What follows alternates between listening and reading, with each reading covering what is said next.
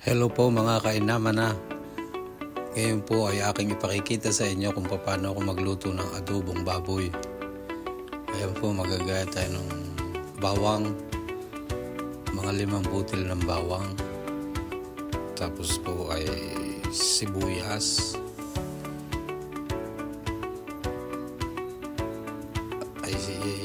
Sabi ng asawa ko ay hindi raw siya naglalagay ng sibuyas sa adobo. Ay sa akin ay yun ang pampasarap. Kaya ako ay naglalagay. Pero yung iba hindi raw. Hindi ko alam. Tayo na may iba't iba ng paraan ng pagluluto. Ay kanya-kanya na lang ang diskarte kung paano pasasarapin. Ayan na nga po. Tapos tayo po ay meron ditong 2 kilo halos na baboy.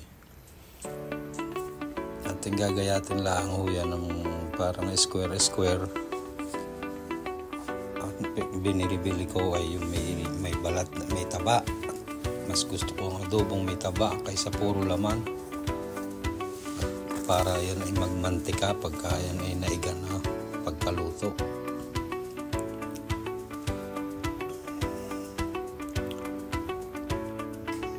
Hindi ko na po ipakikita lahat ang aking paggagayat at yan po ay yun na rin ang suma total.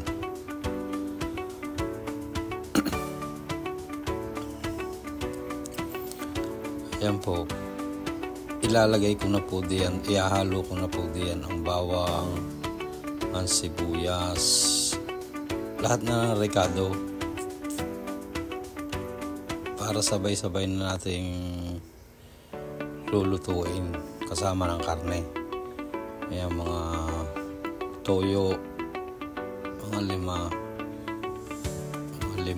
o 6 na kutsarita. Gawa nang hindi na natin lalagyan yan ng asin at yan ay maalat na dahil sa toyo. Tapos suka, tansyahin nyo na lang ho. Ay ako'y tansyahan lang. Siguro yung mga 5 kutsaritang suka din.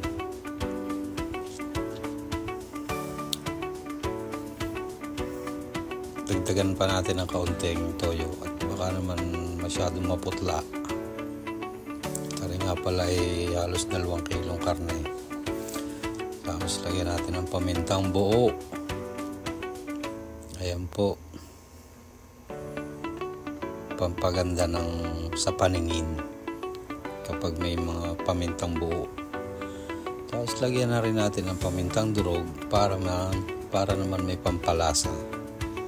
Gawa lang yun naman buo ay hindi nalasa at yun ay design lang. Tapos ay lagyan natin ng laurel, dahon ng laurel, mga 3 piraso lang at sobra naman nalasa pagka marami. Nakakaunga din ang lasa ng laurel.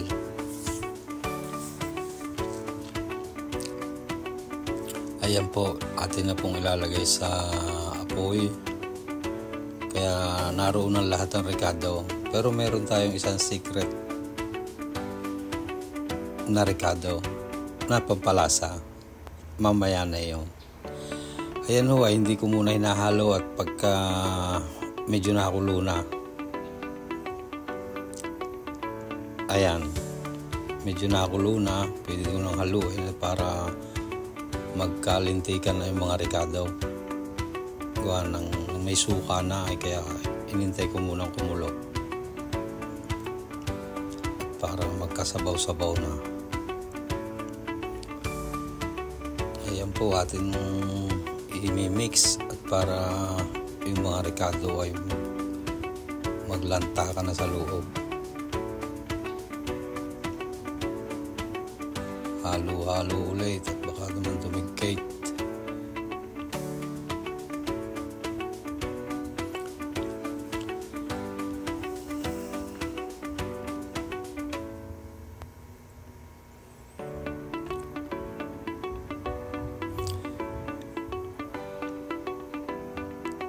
Shout out nga pala sa ating kaibigang content creator na si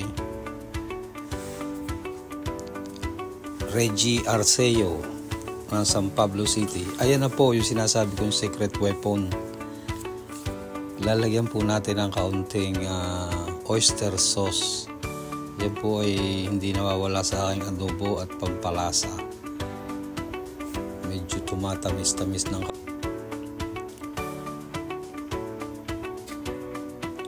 pagkakainan na rin. Naglalangis-langis pagka naluto.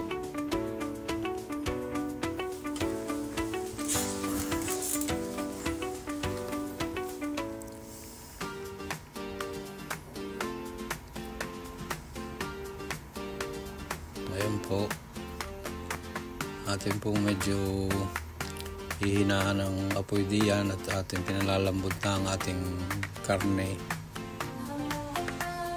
Maya't maya ay ating hahaluin, gawa ng baka naman ito ay maiga, ay didikit naman sa kawali. Dadagdagan ng kaunting tubig para magkasabaw habang pinapalambot pa ng ayos ang karne. At atin uling tatakpan yan ng medyo hindi lapat at para din sa maiga na rin yung sabaw.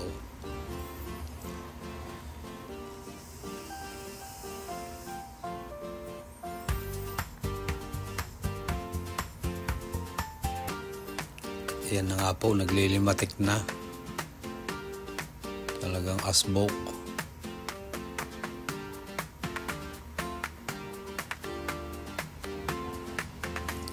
Risa sa kaunti na at malapit ng maluto. Papaiga-igahin na lang ng kaunti at habang magiging nagmamanti-mantika ang sabaw. Ay ito na nga po, naglilimatik na talaga ito. Kakaunti na rin ang sabaw.